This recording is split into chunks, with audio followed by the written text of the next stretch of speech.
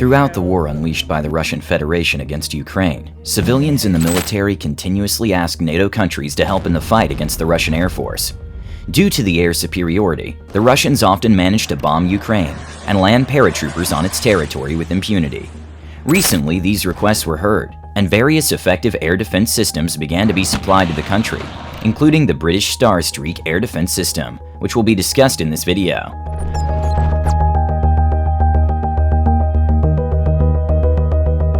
Today, we will tell you how the modern missile system of the United Kingdom will contribute to the solution of the problem of closing the sky over Ukraine. General description of Starstreak HVM. This air defense system has been developed since the early 80s of the last century and was adopted by the British Army in 1997. It is manufactured by Thales Air Defense. The weapon is positioned as multi-purpose since it is designed to destroy enemy helicopters and aircraft flying at low altitude.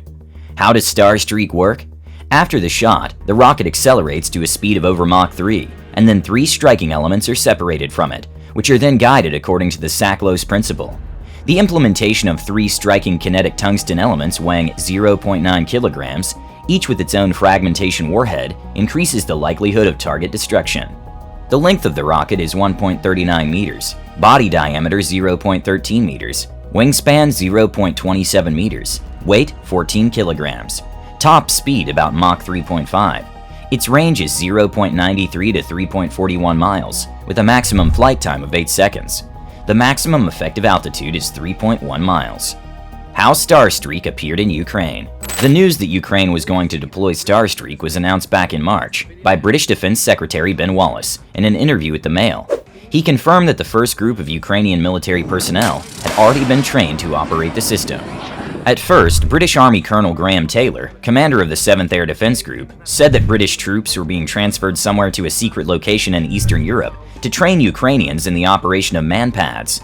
Photo captions released on the occasion by the UK Department of Defense suggest that the training camp is located in Poland.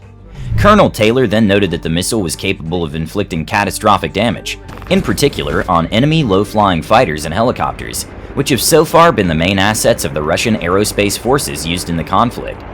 The Starstreak missile is designed to be launched from land, sea, or air platforms, although in practice only land-based versions have been in service.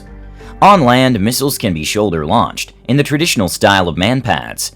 They can also be integrated into portable lightweight multiple launch rocket systems, LML, that can be mounted on light vehicles.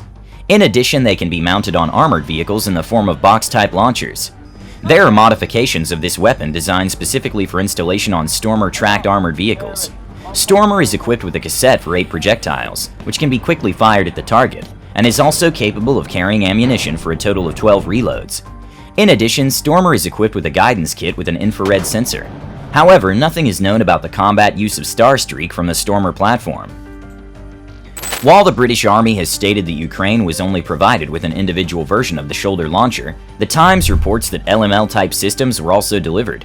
In any case, both options have the characteristics of lightweight and portability, making them suitable for use in urban environments. Yes! The first key to Starstreak's capabilities is its targeting system.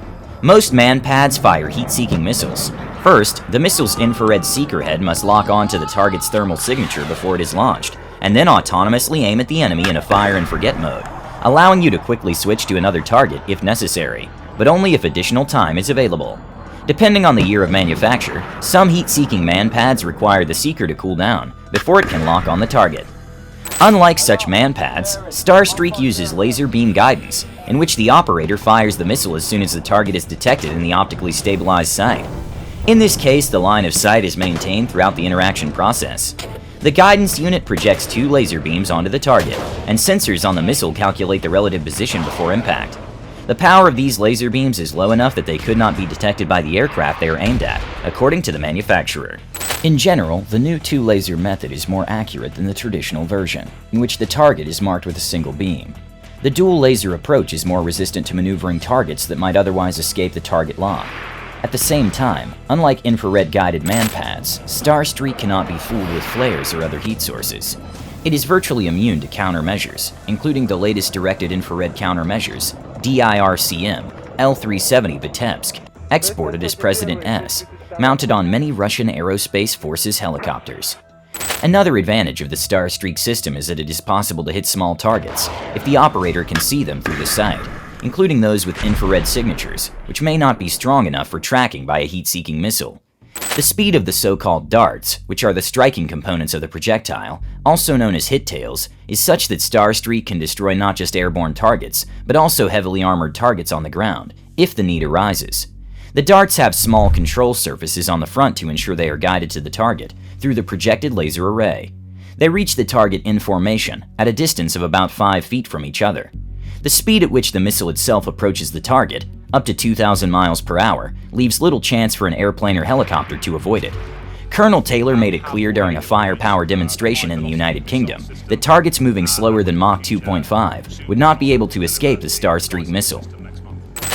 The Starstreak has a top speed higher than typical manpads, such as the Russian Strela family, or the American FIM-92 Stinger, the latter of which has a top speed of around Mach 2.2. As mentioned above, the types of targets the Starstreak was designed to engage include low-flying fixed-wing fighters and late-detection helicopter targets, threats that lack sufficient maneuverability.